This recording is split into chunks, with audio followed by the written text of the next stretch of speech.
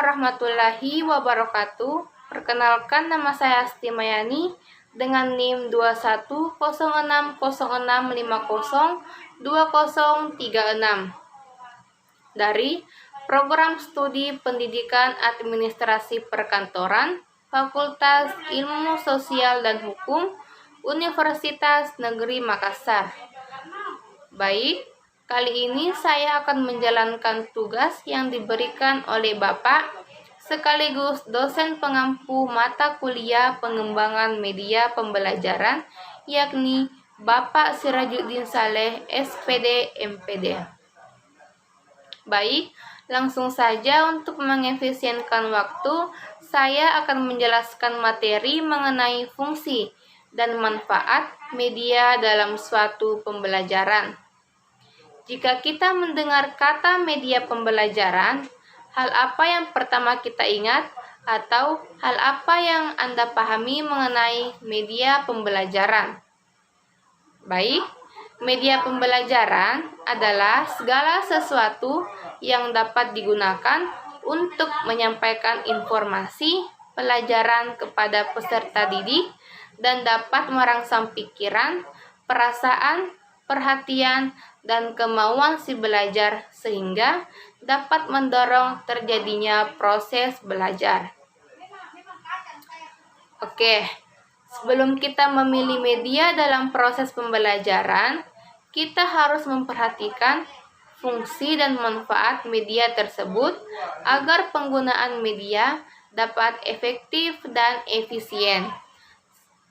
Salah satu kelebihan dari media belajar adalah menarik indera dan menarik minat karena merupakan gabungan antara pandang, suara, dan gerakan pada proses pembelajaran dengan diperbantukan oleh media pembelajaran. Jika siswa hanya mengingat materi tersebut, mereka hanya melakukan kegiatan melihat, maka materi yang ia ingat hanya 20%. Jika hanya melakukan kegiatan mendengar, maka mereka akan mengingat sebanyak 30%. Jika dilakukan kegiatan melihat dan mendengar secara bersamaan, maka akan mendapatkan 50% mengingat. Dan yang terakhir, jika guru merancang kegiatan pembelajaran dengan kegiatan melihat, mendengar, dan melakukan sekaligus, maka akan 80% mengingat materi pembelajaran. Berdasarkan hal tersebut, penggunaan media sangatlah penting dalam penunjang pembelajaran di dalam kelas.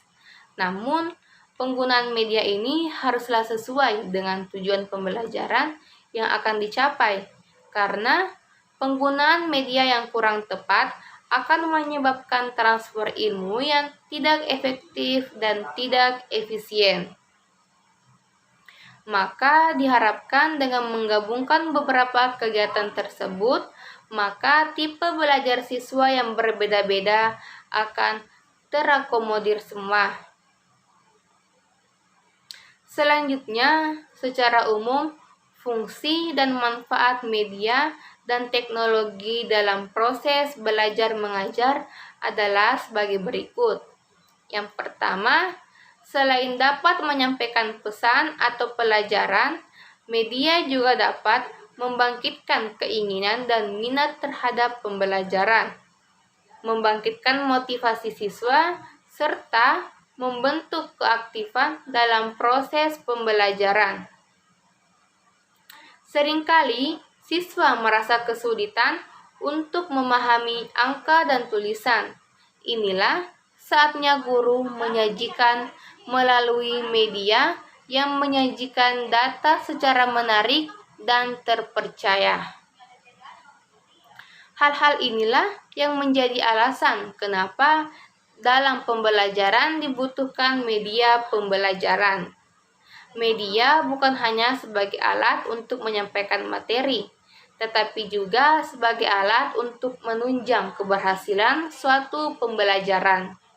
Penggunaan media yang tepat akan menghasilkan pembelajaran yang menyenangkan dan meningkatkan pemahaman siswa. Nah, berikut merupakan beberapa fungsi dari media. Ada fungsi atensi, afektif, kognitif, dan kompensatori. Yang pertama adalah fungsi atensi. Atensi berasal dari bahasa Inggris, yaitu attention, yang berarti perhatian. Jadi, dengan kata lain, media berfungsi sebagai penarik perhatian siswa di dalam kelas. Media membantu mengarahkan perhatian siswa dalam berkonsentrasi. Kemudian, fungsi yang kedua adalah fungsi afektif. Afektif adalah sikap. Fungsi afektif dalam sebuah media adalah dapat mengunggah emosi dan sikap siswa dibanding hanya teks dan gambar. Dapat membuat siswa menunjukkan emosi dan ekspresinya. Siswa dapat melihat secara langsung ekspresinya yang tidak hanya bisa dibayangkan, tetapi mereka juga dapat melihat secara langsung. Fungsi yang selanjutnya adalah fungsi kognitif. Berdasarkan fungsi kognitif, media dapat memperlancar pencapaian tujuan untuk memahami serta mengingat informasi atau pesan yang terkandung di dalam gambar. Yang terakhir adalah fungsi kompensatoris. Media pembelajaran berfungsi untuk mengakomodasikan siswa yang lemah dan lambat menerima serta memahami isi pelajaran yang disajikan dengan teks atau disajikan secara verbal. Nah, berdasarkan fungsi dan manfaat yang sebelumnya telah dibahas, maka dapat disimpulkan bahwa manfaat praktis dari media pembelajaran dalam proses belajar mengajar yaitu media pembelajaran dapat menjelaskan penyajian pesan dan informasi sehingga dapat memperlancar dan meningkatkan proses dan hasil belajar siswa. Proses media pembelajaran dapat meningkatkan dan mengarahkan perhatian anak kepada dan meningkatkan dan menimbulkan motivasi belajar interaksi lebih langsung antara siswa dan lingkungannya.